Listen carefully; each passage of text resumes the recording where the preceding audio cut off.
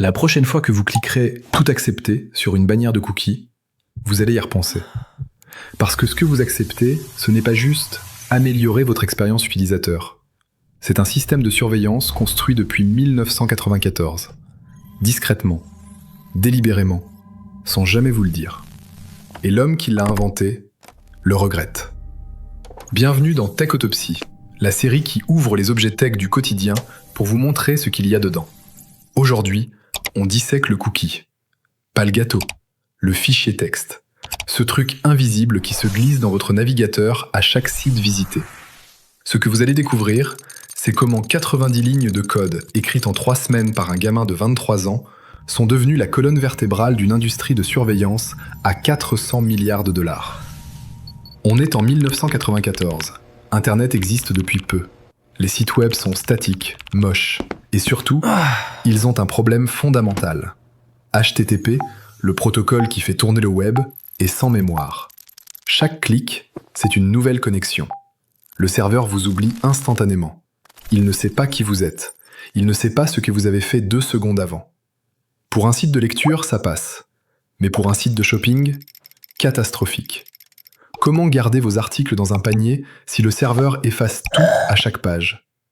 Lou Montulli a ce problème en 1994. Il a 23 ans. Il est ingénieur chez Netscape, le navigateur dominant de l'époque. Et la société MCI veut lancer un site e-commerce. Il lui faut une solution.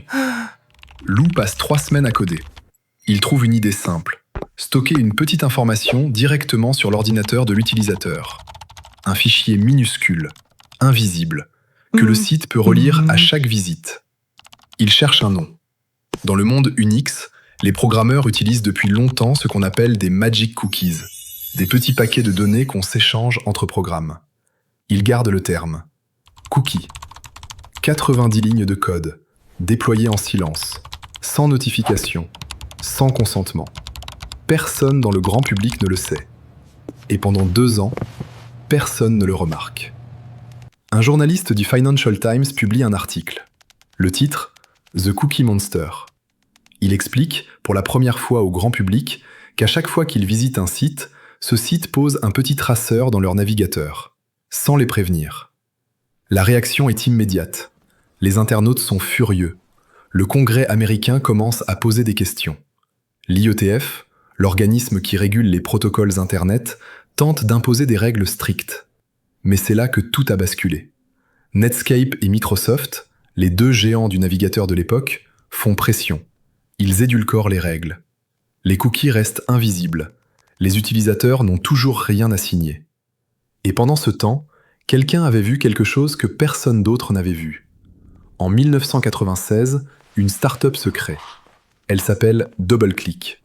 Leur idée est simple, brillante et terrifiante. Jusqu'ici, un cookie était lié à un site. Vous visitez Amazon, Amazon vous reconnaît. C'est tout. DoubleClick invente le cookie tiers. Leur code est intégré dans des milliers de sites différents. Ce qui veut dire que quand vous allez sur un site A, puis sur un site B, puis sur un site C, DoubleClick vous reconnaît sur les 3. Il ne voit plus juste vos achats sur Amazon. Il voit tout votre parcours sur Internet. Sauf que le plus fou, c'est que personne n'a rien interdit. C'était parfaitement légal. Avance rapide. 2007.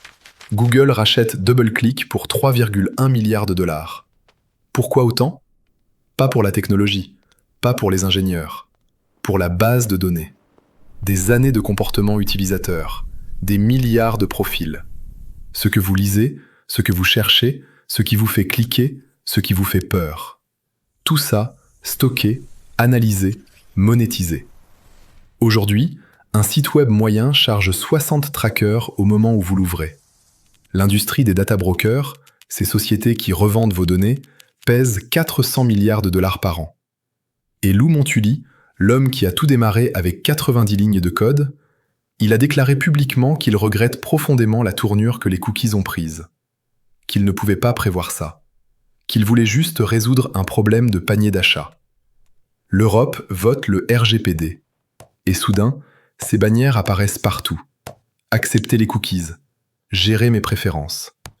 Vous les détestez. Tout le monde les déteste. Mais voici ce que personne ne dit clairement. Ces bannières ne sont pas une protection. Elles sont un aveu. L'aveu que pendant 24 ans, des milliers de sites vous ont tracé, profilé, analysé, sans jamais vous demander. Et que la seule raison pour laquelle on vous pose la question aujourd'hui, c'est parce qu'une loi les y oblige. Et cliquez « Tout refuser » ? Des études montrent que dans la majorité des cas, les trackers se chargent quand même, juste un peu plus discrètement. 90 lignes de code, 3 semaines de travail. Un ingénieur de 23 ans qui voulait juste qu'on puisse mettre des trucs dans un panier virtuel. Résultat, le plus grand système de surveillance commerciale de l'histoire humaine. La prochaine fois que cette bannière apparaît sur votre écran, vous saurez exactement ce que vous avez sous les yeux. Ce n'est pas une formalité juridique, c'est l'interface visible d'une machine construite dans l'ombre depuis 3 décennies. Ici, c'était Tech Autopsy, la série qui ouvre les objets tech du quotidien et qui vous montre ce qu'il y a dedans. N'oubliez pas de vous abonner et à la prochaine autopsie.